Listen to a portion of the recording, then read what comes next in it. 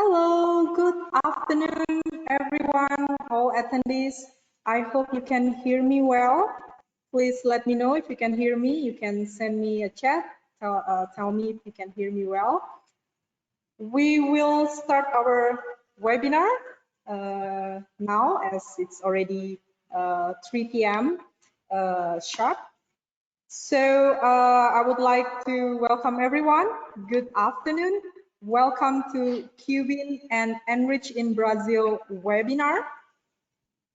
My name is Marta Octavia. I'm from the Cubin team from SPI Portugal, and I will be moderating the event for today. Let me share my presentation. Okay. Yes, thank you. This webinar is part of virtual training courses and one of the main tools from Cubin. It is a platform that is designed to help European SMEs with business and innovations in emerging markets.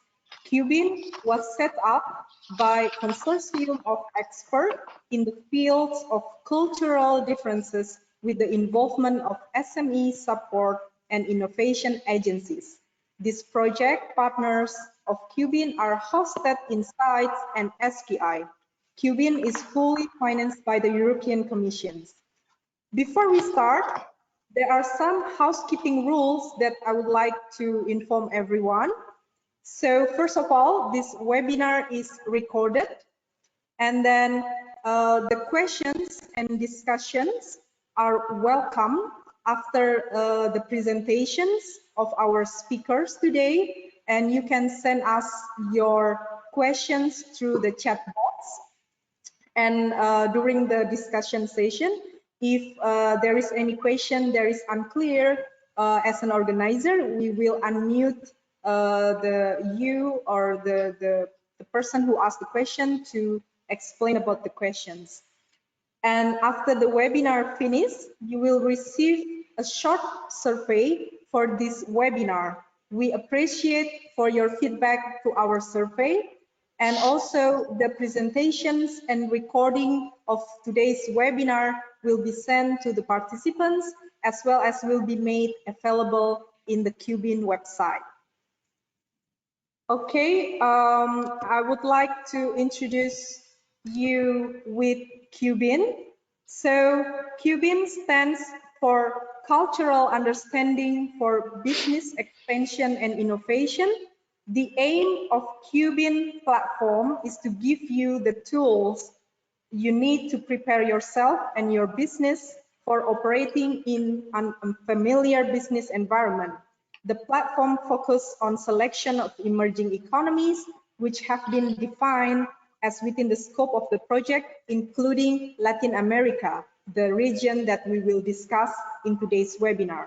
So in Cubin platform, you can find various services that we have, includes self-assessment tools for everyone to test your knowledge in emerging markets, an online library to help you learn more about the culture and innovations or custom of the target country, and also webinar like what we have today. And also you can reach us to ask any questions you have in emerging markets. So please don't forget to visit our website, follow us on the social media, as well as subscribe to our mailing list. Okay, now I would like to call my colleague Thais Soares to inform us a little bit about Enrich in Brazil, as today's webinar is a collaboration between Cubin and Enrich in Brazil. Thais, I would like to give the floor for you. Thank you, Marta. Hi, everyone. Thank you for joining this session. My name is Thais Soares. I'm a consultant at SPI, and I will just briefly introduce you to our project, Enriching Brazil. So, Enriching Brazil stands for the European Network of Research and Innovation Centers and Hubs. It's a project that receives funding from the European Commission under the Horizon 2020 program. And the main aim of Enriching Brazil is to establish an innovation center in Brazil, which we already have done. We have an innovation center based in São Paulo, and we also have a representation in Brussels. And the goal of Enriching Brazil is to bridge Brazil and Europe. And we want to be a state-of-art innovation policy research and network. We want to provide this connection between Brazil and Europe. And we also provide some services that you can check on our website. We have already launched some funding guidelines for Brazil and Europe and other services that you can check. And that's it, Martha. Thank you. Thank you very much, Thais, for the brief introduction of Enriching Brazil. We are very glad from Cubin to be able to collaborate together with Enriching Brazil in today's webinar. So please, everyone also visit their website to know more about the project activities. So now, without further ado, I would like to welcome everyone to the main session of today's webinar, which is the webinar in innovation and digital transformation in the agribusiness sector and cultural insights on doing business in Latin America. As we know that the innovation and digital transformation of the agribusiness sector in Latin America is undoubtedly evolved rapidly throughout recent years. The characteristic of the business environment, as well as the cultural aspects in different countries of this region, also very crucial for us in obtaining a thorough understanding of this sector. With these two understanding in mind, we are very delightful today that we have both of our speakers that will be presenting today. So first we have Mr. Daniel Lange, Innovation Manager at Robert Boss. Mr. Daniel is passionate about innovation and entrepreneurship. Since 2016, he led innovation at Pós Curitiba in Brazil as a key strategic initiative promoting a strong cultural transformation approach and developing new business for the commercial vehicle market in Latin America.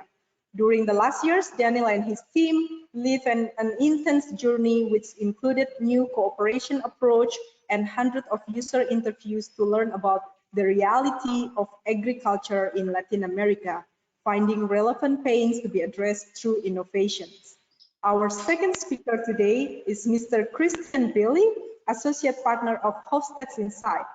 Christian is certified integral coach and holds a BA in social communications.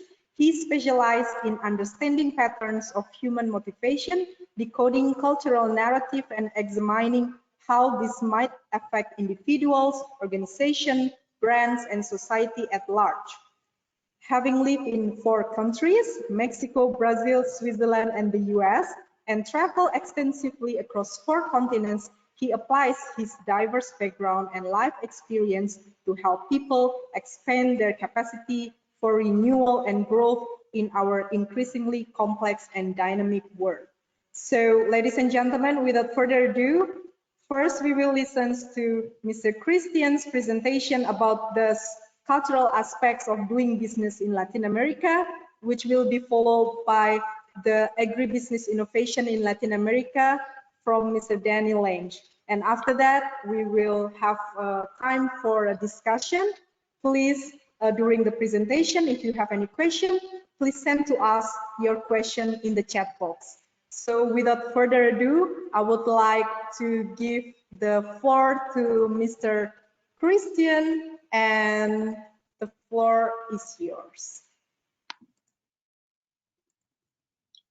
Thank you, Martha, for the wonderful introduction. Let's see. Can you see my screen? Yes. Okay, perfect. Well, hello, everyone. Thanks so much for joining us today. My challenge for the next 15 minutes or so is to provide you with a brief overview of not 1, but 5 countries. So I will try my best to offer you some useful insights as well as a flavor of the region's culture. So, okay, so when people think of Latin America, they will think of the jaguar, the toucan, or the llama, but not the guinea pig. So whatever ideas you already have about the region, I invite you to look closer. Latin America has enormous challenges, as I'm sure you know, but one thing to keep in mind is that it has made huge contributions to the world. It is extremely rich in creativity and innovation. So this little guinea pig here is actually from Peru. I don't know if you knew that, but it's you know, the name can be a little misleading, but it's a very interesting story of how it came to be such a beloved pet around the world. So we can go to the next slide, Marta. Yes. So I'd like to start with a quick summary of how Latin American culture originated. The entire region's history was shaped by several waves of migration and colonization over an extended period of time. And it represents the confluence of three main population groups: indigenous, European, and African. Unlike North America, it was colonized mostly by Spain and Portugal instead of Great Britain. This produced a very distinct cultural legacy from the very start. And then you had the Aztecs, the Mayas, Incas, whose influence is still very noticeable in countries like Mexico, Guatemala, and Peru. Climate and topography also played a big role. Some of our favorite staple foods around the globe today, like corn, cacao, and quinoa, all of them came from Latin America. Chile and Peru are still the world's largest exporters of copper, for example. Another important factor in the cultural makeup of the region is that it was responsible for 80 to 85% of the transatlantic slave trade. Brazil alone imported 10 times as many slaves as the United States. So not surprisingly, almost 50% of the country's population today is of African descent. This, of course, has had enormous ramifications in society. The term mestizo originated in Mexico to denote people of mixed European and indigenous descent. In Brazil, you will hear the term mulatto, referring to the cross between black and white ancestry. In Chile, on the other hand, you will hardly find any black people at all. Next slide, please.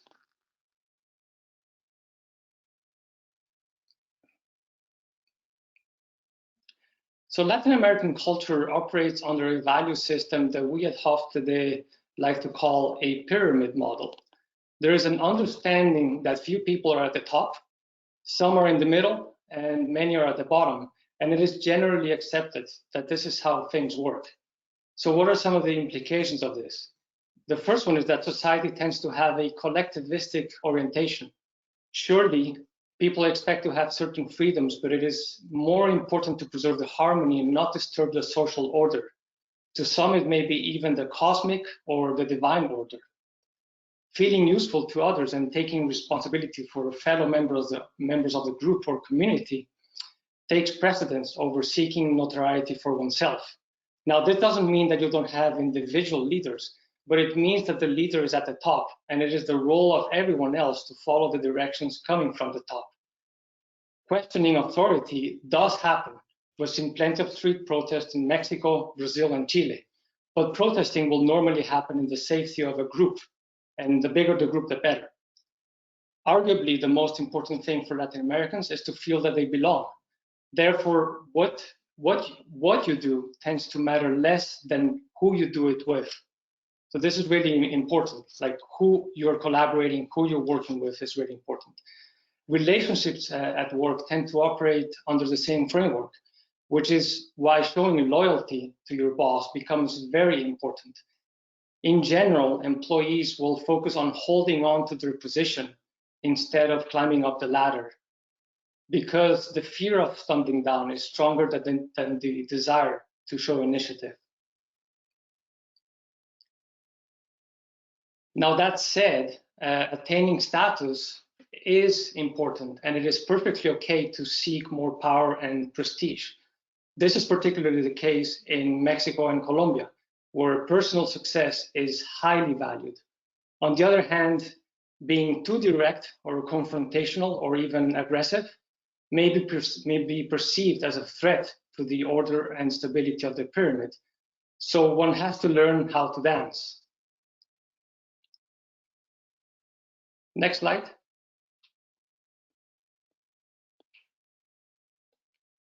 So also, how you communicate makes all the difference. The ability to cooperate and be diplomatic will open many doors for you. So be flexible and be ready to make concessions.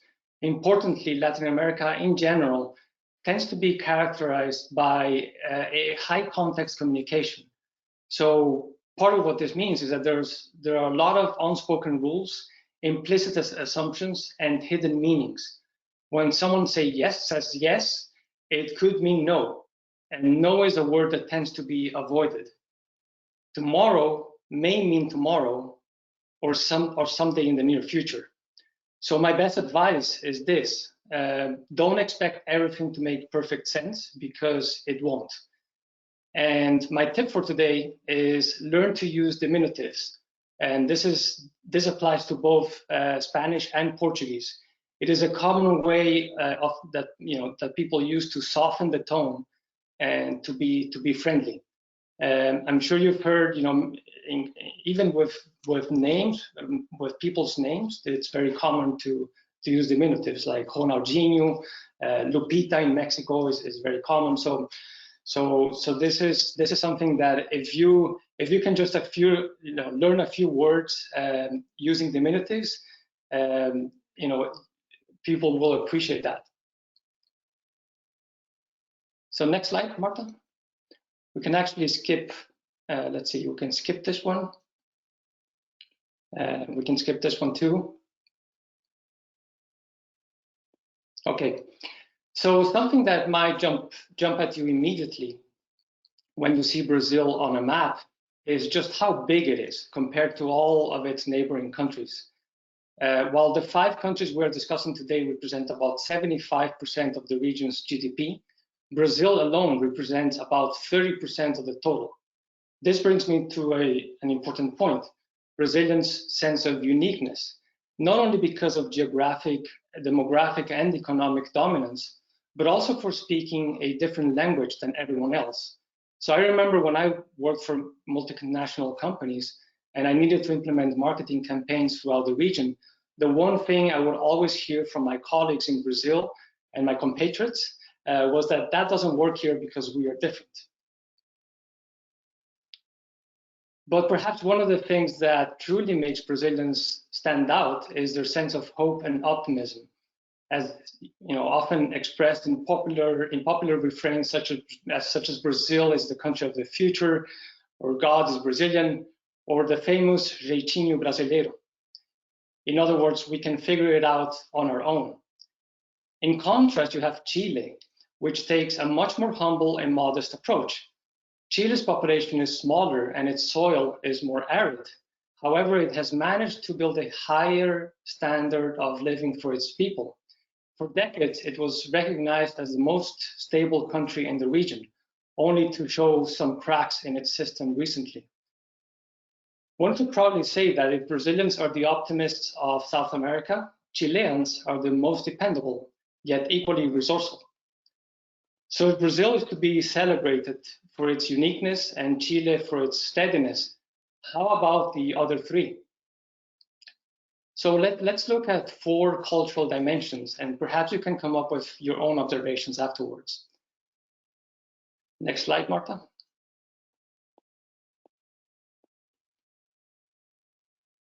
So as you might expect, any culture that fits the description of a pyramid model will tend to score high on power distance.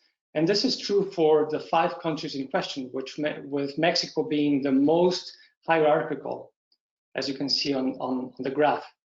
And basically this means that Mexico is the one where people tend to be more accepting of the fact that there are differences in or even big gaps between the powerful and the less powerful.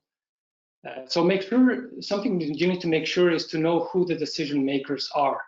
By all means, be inclusive and invite participation, but always involve the decision maker from the start, because otherwise you could be wasting a lot of people's time. The concentration of power and wealth is also evident in the demographic, political, and economic structure of most countries in Latin America. In Brazil, for instance, the state of São Paulo alone drives more than 25% of the country's economic output. The other thing is that family ties and personal networks tend to have a lot of influence behind the scenes in business dealings. This is particularly so in Mexico and Colombia. Personal connections are often the most valuable asset one can have for creating opportunities. In some cases, they can secure a job or a contract more effectively than professional credentials and educational achievement. So that's another really important thing to keep in mind. So another key thing to highlight here is the relationship between the powerful and the powerless, as I already mentioned. You will be able to observe this very clearly in almost every interaction in every country, whether it's the customer and the sales clerk in the store, the rancher and the cowboy, the executive and the manager, or the homeowner and the domestic help. In Latin America, there tends to be less direct confrontation between people because of their skin color or ethnicity, like we see in the US, for example. So everyone will happily share the beach, the bar, or the workplace, and the dance floor. Does this mean that racism doesn't exist? Certainly not. But what tends to play a bigger role is social stratification, as well as the degree to which the culture is more masculine than feminine, and we'll talk about it in a second. So this phenomenon is exceptionally well depicted in the film titled Roma. Strongly recommend it in case you haven't seen it yet. It will give you a very good sense for what I just exposed. Next slide, Martha. So when it comes to individual freedoms versus collectivism, all Latin American countries score consistently more collectivistic. You may be familiar with the folk tale of the crabs in a bucket. And I remember, a few years ago, a Mexican colleague of mine once shared with me a version of this folk tale, which told the story of a fisherman carrying two buckets, one with Canadian crabs and one with Mexican crabs. The one with Canadian crabs had a lid on it, and the one with Mexican crabs did not. So a curious bystander asked him why, and the fisherman explained, you see, when one Canadian crab tries to escape the bucket, all the other crabs will follow suit. But when one Mexican crab tries to escape, the other ones will pull it back down. Now, of course, keep in mind that this story has been retold millions of times, and one can give it multiple meanings. But the most important thing to remember is that Latin Americans in general have a very groupish mentality. So it's all about the group and the cohesiveness of the group. Brazilians may be a little slightly less so. Remember, we talked about their sense of uniqueness. However, Brazilians too, they love extended families, they love physical touch, and they love to stand united behind a common cause, like their national football team. The root of all of this is just a strong sense of togetherness, and that you can only truly advance in life and in your career if you have the support of others. And one of the biggest questions always is, who can I trust? Who's got my back? When you interact with your counterparts in the region, you should make an extra effort to know a little bit about them, their family, their hobbies, their interests. So for example, if you have scheduled a call with someone on their birthday and you actually wish them a happy birthday up front, you will make a great impression. It's small details like that that really help build the personal connection. Next slide, Martha. So we have two cultural dimensions to go. As far as the dimension of masculinity goes, countries behave more unevenly than in the previous two dimensions. So masculine cultures tend to be more results-driven and focus on material success and have gender roles more clearly defined. Feminine cultures tend to focus on social responsibility as well as overall balance and well-being. They tend to approach conflict differently as well. Chile, for instance, has a society that tends to favor modesty over assertiveness. So it is considered a more feminine culture. It recently had a two-term female president, for example. Brazil, on the other hand, really strives to find a balance between material success and quality of life. So you see it's right there in the middle on the graph. And also, it also includes the care for the environment.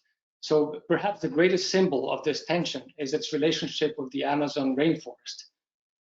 Now, this kind of conflict, on how to prioritize your needs and the needs of others is nothing new to Latin America, because it has so much land and it is so rich in natural resources.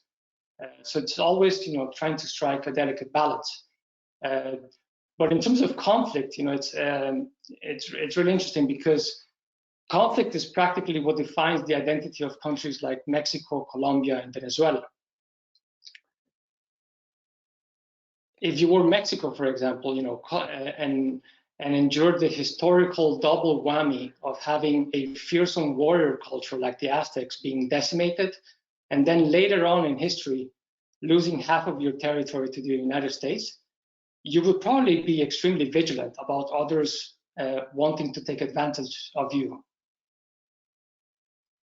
So these kinds of historical events really shape the cultural psyche of the countries significantly. One thing that cannot be overstated is the importance of negotiation. The more your counterparts perceive the relationship to be a win-win, the more receptive and collaborative they will be. So on this dimension, Costa Rica is actually worth mentioning too, although it's not one of the key countries we're talking about, because for quite some time now, it has been the region's darling in terms of nature conservation and ecotourism. And the country has not had an army for more than 70 years. So this is a quite unique scenario. And it's, perhaps this has something to do with Costa Rica being consistently ranked among the happiest countries on Earth. Maybe. So next slide, Marta, and the last one.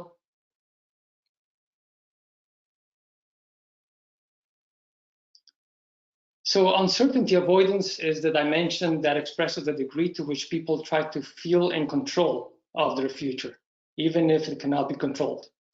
So for instance, people tend to be less uptight and worry less in Brazil than they do in Chile. But they tend to be definitely a lot more relaxed in the Caribbean. So as you can see on the graph, Jamaica all the way down, they are much more flexible in terms of how they relate to the unknown and to the future. Throughout Latin America, you will see an infinite number of strategies through which people try to preserve and protect their turf and their way of life, from having excessive regulation and bureaucracy to practicing all sorts of religious beliefs and observing strict codes of conduct as well. Even the way you dress, the way, even what car you drive. Unfortunately, these artificial controls don't always produce good outcomes, and they tend to apply only to the average citizen, but not to the ones in power. So that's a big source of the inequalities you see in the region. And this is one of the paradoxes of Latin America. You would imagine that an excess of rules would produce an orderly society, but order is more the exception than it is the norm. Samba schools performing during Carnival are a fascinating case study. Like my brother likes to say, when Brazilians find something they truly care about, they also find the discipline to carry through with it and not leave anything to chance. The final word I will say on this front is the importance of relationships. Strong relationships foster trust, and trust fosters a sense of safety. One of the biggest tragedies of Latin America today is that trust has been eroded on many fronts. By restoring trust, we can restore people's sense of safety, and they will feel more freedom to ideate and innovate. So with that, I will hand it over to Danielle, and I thank you so much for your attention. Thank you. Thank you very much, Christian, for the presentation of your session. Now I will give the control to Daniel so you can start your presentation. Wait a second, Daniel. Okay, now I believe you could already try to show your presentation. Yes, very well. Okay, Daniel, the time is yours. Okay, thank you, Marta. Thank you, Christian. Hello, everybody. It is a great pleasure to be here with you and share some of our learnings working with innovation for agribusiness here in Latin America. So thank you, Cubin and Enrich Brazil, for the opportunity to be here with you today. My name is Daniel. As Marta mentioned, I am really passionate about innovation and entrepreneurship. And for the last 4 years, I lived a very intense journey to promote cultural transformation in the Robert Bosch plant here in Brazil. I live in Curitiba. It is in the south of Brazil and the capital of the Paraná state, which is one of the most relevant areas in the region for agribusiness. I worked for Bosch for 15 years now. I started working in logistics and controlling, but in the last 4 years, I had a very nice opportunity to create together with some bright colleagues here in Brazil a whole new approach for innovation. So as you may know, Bosch is a German multinational. It is a leader mainly in mobility solutions. It is a company which has more than 130 years old and is known by our innovation as part of the company DNA. But during the last years, we had to create a new approach for these innovations, which is not the conventional R&D approach. And I will share with you a little bit of this story and how we decided to change and what we learned doing business here in Latin America, focus on agriculture. So the picture you see in the screen is a picture from our plant here in Curitiba. Bosch is located here since the 70s. And when we started the plant here, it was fully focused on diesel injection systems. So we develop and produce parts for trucks and also agriculture machines and also construction machines. In the first decades, it was a very successful business because we had a very high market share in this diesel injection market, and we also grew a lot. So we got new investments from Europe to expand the plant, and also we expanded a lot the team. We had in 2007 more than 5,000 people working in our site here in Curitiba. But in 2008, things started to change very quick. We have the international economical crisis, and in the following years, we also lived some very tough economical situation here in Latin America.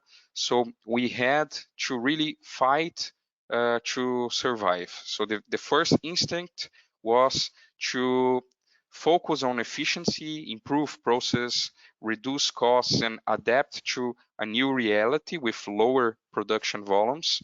But after some time, we learned that if we only focus on efficiency, we would not guarantee our future here in the region. So we decided to create a new path and expand new business beyond the diesel injection solutions.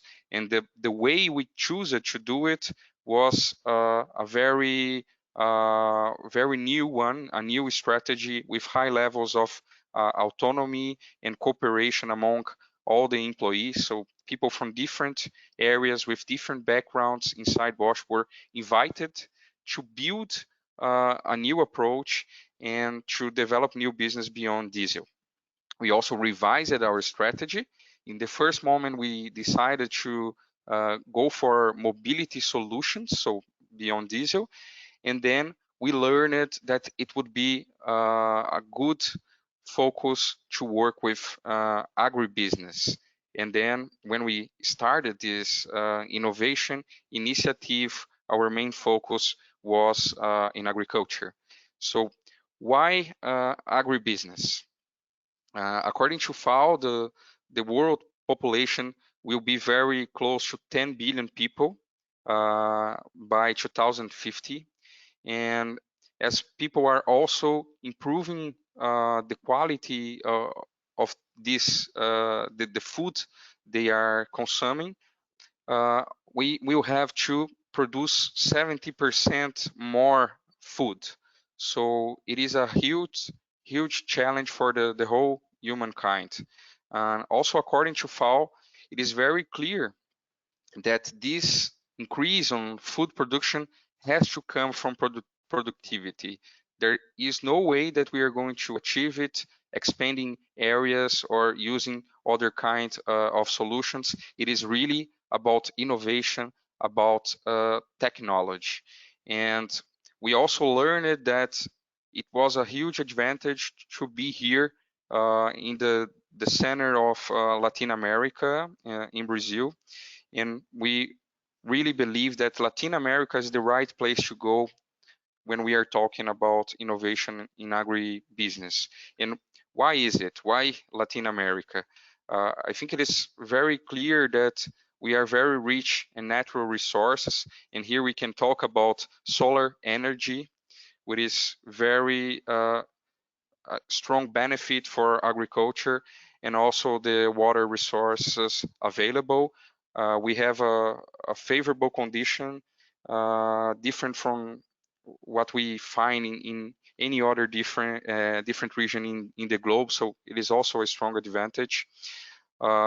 This has led to a very strong agriculture output, and also we are committed to improve our productivity during the last years. And today, Brazil and Latin America are leaders in a lot of different kinds of agriculture inputs. And it happened very fast during the last 2 decades. This new productivity increase, strong increase, also motivated by our innovation ecosystem. And this innovation ecosystem is growing, including different universities, big corporates as Bosch, and also the startups here in the region. Due to that, today, according to a recent study from FAO, we can say that Brazil is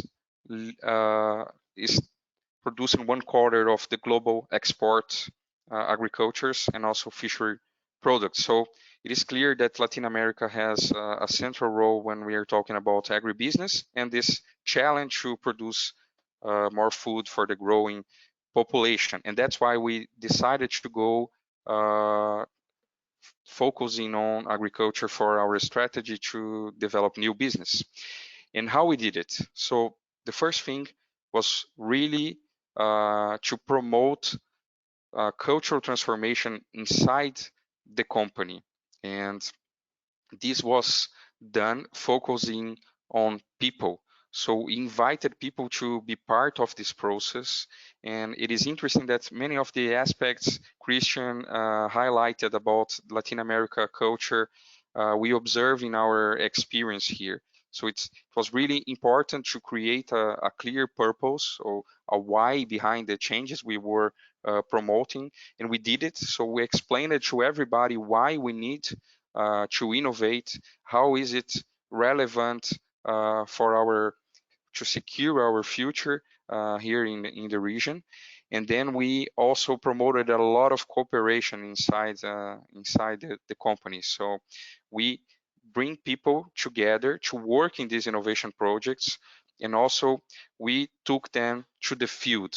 So being focused on the user was a central pillar on our innovation strategy. So the main three changes we promoted since the beginning were be focus on the user. So every innovation has to start from a real customer pain, and you find this out of the office, going really to the field and talking to people to learn about their reality and the pains. The second one is to think about business models. So not only technology and product innovation, but really think about the whole business and innovating the business model. And the third one is the lean startup approach. So really be agile, and test and interact with customers with a high frequency to adapt and create the best solutions for their pains.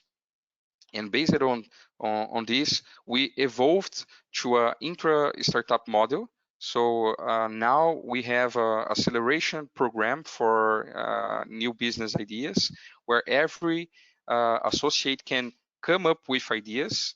And if this idea is prioritized according to our strategy, we will invest in the idea, and the associate will join people from other areas with some complementary profiles to create an internal startup. And this startup is going to the field, interacting with potential users and customers for their solution to test the main assumptions behind this innovation idea, to evolve developing this solution, or maybe stopping if they learn that it is not the right project to invest. So how does it work? We have created our own framework, which has some very critical points. And the first one is, as I said, from the beginning, really be user-centric. And during the whole year, we are looking for opportunities, and we are trying to generate relevant ideas based on these paints. So for example, what you see here in this picture is one of our events where we brought together cooperatives, OEM employees, associates from Bosch, and also students from different universities to work together, learning about real paints and generating ideas on how to solve it. Something very important to mention: in order to identify these opportunities, we go to the field using ethnography and user experience approaches, really open-minded to observe and learn from the user. So we had conducted hundreds of interviews, and we really go to the farm and live the daily life of a farmer, of a machine operator, in order to understand in a very good depth what are the pains where we can contribute with our technology and knowledge to create new solutions. After we identify these new opportunities and generate these ideas, as I mentioned, we have our acceleration methodology using Lean Startup, where we continuously test these ideas also very user-centric, so interacting the whole time with potential users and customers, and testing and adapting our solution during this period. There are 3 phases. The first one we call preparation. It is a sprint of 2 weeks where this entry startup with 4 or 5 people go to the field to test the main assumptions. Then we go to the customer discovery phase. It is about 2 months, and here they really need to interact much more. We used to have a target of 100 interviews or interactions with users, customers, and experts. And if after this phase they can prove that it's worth to invest and develop this idea, we go to the third phase called customer validation, where they need to build proof of concepts and evolve until they have a minimum viable product to acquire the first customers for their solution. So it's really bringing this startup approach to the big corporation, what we are doing here. And something also very important is to keep a strong engagement of our employees and also partners. So we have, as part of this program, engagement process where every employee can candidate to be part of this intra startup.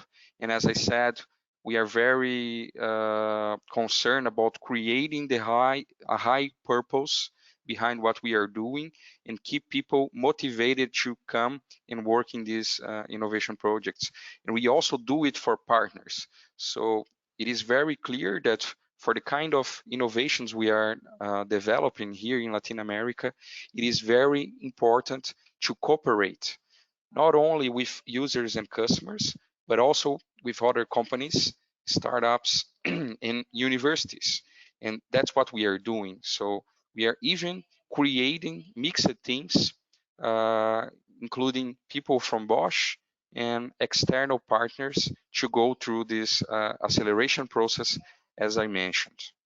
And one example of how we cooperate is a design sprint approach. So we called it Grand Prix. It is a 1-week sprint where we create these mixed teams, and they have the chance to be very close to the market and interact with users and experts during the 5 days. So for example, one of these Grand Prix we did here in the countryside in a city called Castro, where the associates, we took 30 associates from the factory here to the field, and they spent the whole week there with access to different farms and also to the cooperative. And the cooperative employees were also participating in this process. So they, in the first day, went to the field to identify relevant paints. Based on these paints, they generated a lot of ideas, prioritized some of them, prototype in the third day, and went back to the field to test these ideas and improve. So we are doing it with a lot of partners, a lot of engagement, and what is very important, really centered on the users to develop and adapt the solutions. So as I said, the main learnings we had during this intense journey of 4 years is you have to be focused on the user always. It sounds very very basic, but actually for technology companies as Bosch, it is not easy to do it because we are a company of engineers and we are passionate about technology. So normally it is easier to start from the technology. And what we are doing is inverting this process and really go into the field. So the picture you see, for example, it was a visit in a farm here in Brazil, in Goiás region. And we were there when they were harvesting soya. And we had the chance to observe what happens when a huge harvesting machine stopped working in the middle of the harvest. And then we learned a lot about this problem, and together with the farms, we generated some ideas on how we could use innovation to avoid this kind of situation. So how can you and your company become more user-centric? There are some key learnings, for example, to democratize the customer and user insights. The normal approach is, in most corporates, is to centralize the interaction with users and customers in sales. And what we do here is to democratize. So people from engineering, from logistics, from even HR, they can go to the field and they should learn about the customer interacting with them. The second topic is promote direct interaction among the teams, customers, and users. So the whole time they should interact, from the beginning to identify pain until the end when they are finishing the development of the solution. And by that, they are developing the solution together with the customer and not for the customer as we use it to do in the normal PD R&D process. Also learn fast and learn cheap. So really use agile methodology to test it fast.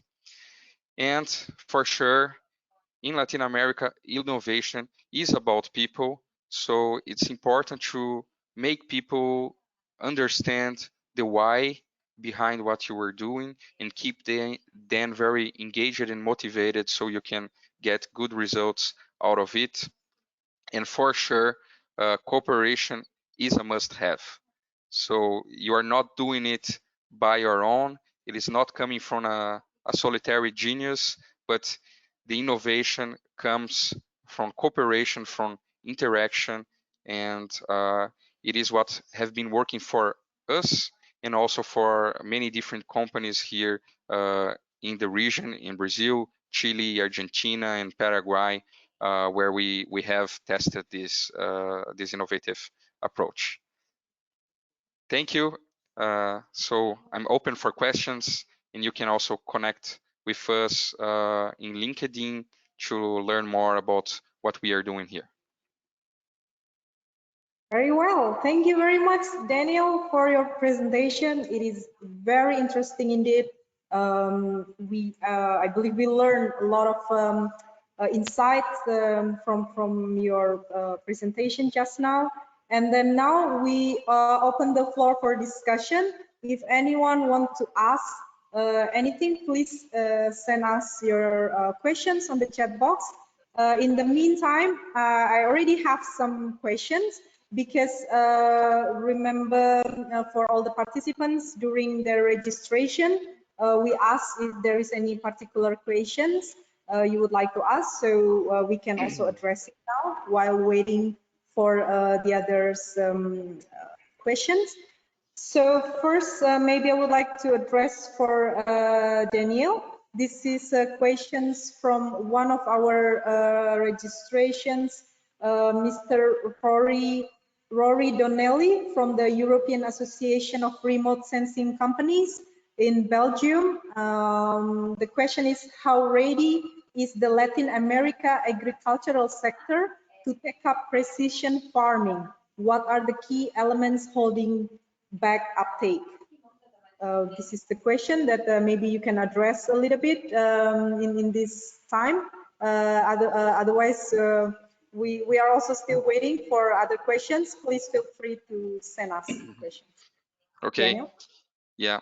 So I would say that the main challenge we have here to move forward in precise agriculture is the connectivity issue. So in most areas, we have huge farms here in Brazil, and in most areas, connectivity is not available. So we don't have 4G, 3G, or even 2G, nothing in some relevant regions here in Brazil. And currently, this has been the main focus from the government and also from companies. So it's also a characteristics here that we are not waiting for the government to solve it by their own. And there are many companies working together to speed up this process and make connectivity available all over the Brazilian territory. And I can mention one initiative that is called Conectar Agro, and the most relevant OEMs and some telecoms, they are working together to speed up this process. Also, another very important topic is that we need to invest in innovation and technology development here in the country, and this is what Bosch is doing, for example. So what I just mentioned, it is one approach we are doing to really keep the investments in the region to develop these technologies, also cooperating with Germany, for example, in our case. But what we can contribute is really being closer to the customers and to the field here, and together with the experience we have in Europe, for sure we can make this precision agriculture happen here. Okay, very well. Thanks, Daniel, for the answer on that. We have another question addressed to Christian. In your views, while you're explaining about the different cultural aspects from each of the countries in the Latin America, how about if do you think if there is we can or the businesses can we use the same negotiation skill or style throughout the different countries in the Latin America region, or would you advise to be a different style or negotiation style in each of the countries in Latin America? Thanks, Christian. Yeah, that's a great question. I would say, you know, the key principle here is to always have an open, as much of an open dialogue as possible, right? I talked about the importance of having this sense of a win-win, right? So when you leave enough room for open conversation and collaboration, you know, something that struck me that's really important in Daniel's presentation, he talks about this mindset of learning, this mindset of discovery, this mindset of user-centric, and I think that's a great attitude to have in Latin America. Because it's a region that historically, you know, has been conquered and colonized and exploited. So having the mindset of, hey, we're here to learn from you, and we're here to create a win-win situation for everybody. It's just a very, very helpful and promising attitude to have in general. So I would say it applies to all the countries. Okay, very well. Thanks, Christian, for that. We have another question also sent by our participants. This is from Erasmus Shukunda. He's from Nigeria Port Harcourt Chamber of Commerce, Industry, Mines and Agriculture. His question is, how will agribusinesses in Nigeria source for contacts to export their products in Latin America? Do you have any advice for that, Daniel or Christian? Yeah, I think for sure I am available to talk more about it in LinkedIn. And I think a positive side of what is happening with this whole pandemic situation is that we have more digital events also. So I can share some of the events which are happening here in Brazil, and it is a good opportunity to connect and create a network. And also I would say, especially here in Brazil, the cooperatives, they are a very good contact to start, because they have a very strong network of farmers, and they know what kind of solutions they are looking for. So it could be a good way to start to connect. Very well, thank you. We have another questions. Okay, this is Mr. Rory. Follow-up questions. Okay, this is addressed to both Christian and Daniel. How widespread is online work in the agri-tech community? So he says that they have set a number of trade missions for the next 2 years as part of the cluster initiatives, which aim to develop business in agriculture and satellite-derived data. Obviously, these plans will be follow up further, but then how easy or difficult it is to build relationship online if you know, after this pandemic situation in Latin America especially. I think it is definitely possible. So even before the pandemic, what we learned conducting these interviews all over Brazil, Paraguay, Argentina, and also we as Bosch we have some experience in Chile and Colombia, is that the farmers are really connected. So everybody has a cell phone. They are using social media, as I mentioned, for example, LinkedIn, and they are used to do it because they are normally apart from the main towns, like São Paulo here in Brazil, for example, or the capitals in different countries, but their business are depending on this kind of connections. So they are already used to do it virtually, and for sure the pandemic is speeding up this process a little bit. And something important, I mentioned that we don't have connection in a large area, but normally they don't have in the field. But when they come back home, for sure they have connectivity, and they are using internet all the time. So it's definitely possible. Okay. And what do you think, Christian, with what is the difference, especially maybe in the cultural sense? Are there any extreme difference in Latin America in this regard with this pandemic? Yeah, I mean, I don't know about I don't have the statistics on technology penetration, but from a cultural perspective, what I would say is conducting more of your business and conversations online through whatever device it might be. I think it puts a little extra pressure on allowing enough time to build a relationship and build that personal connection, right? So you know, when you get on the phone, or if you're on a Zoom call, or when you're in online meetings, just try to allow a little bit of time to just have some informal chit chat, right? And because that's you know, it's not a perfect replacement for a handshake or a hug or a kiss, as is very common in many countries.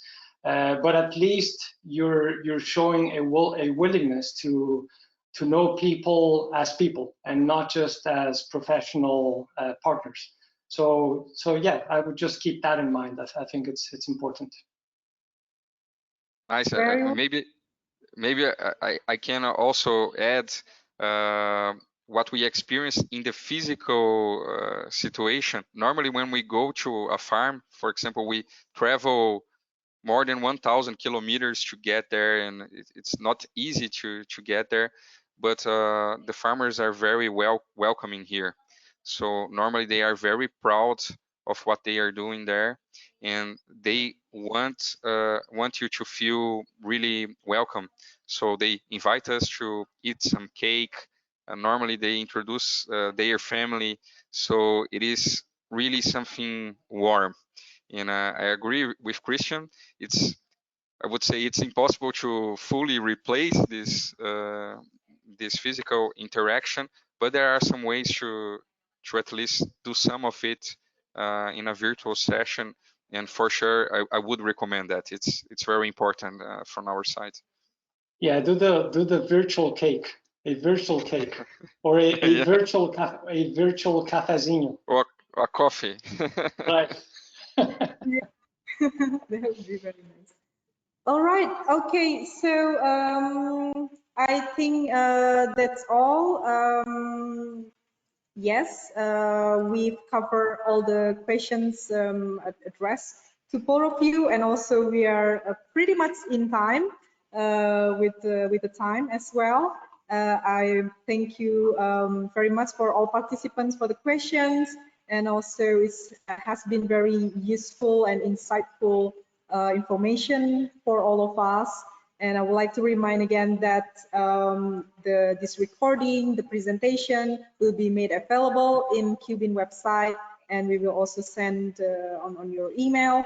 And just a small reminder, after this finish, there will be a short survey of this webinar. We would very much appreciate if you could take a few minutes to fill out the survey. And then, yes, any final remarks from both of you, Daniel and Christian, before we finish?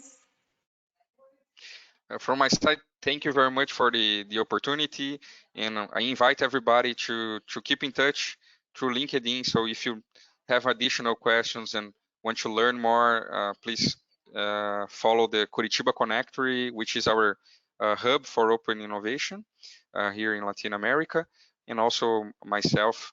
I would be very, very happy to talk to you. Christian? Yeah, just I'm very appreciative of SPI and Enrich and Cubin for putting this together and having me. I'm sorry there was a technological glitch at the beginning, but hopefully the conversation made up for that. So yeah, thanks to everyone for tuning in. Very well. Thank you so much both. Really appreciate as well for your time and the information for us. And I think with this, I would like to close our webinar today. Thank you again for all the attention. And then I wish to hope you all in the next webinar. Please keep in touch and follow our social media channel as well. Thank you and wishing you a good rest of the day. Thank you. Thank you. Thank you. Bye.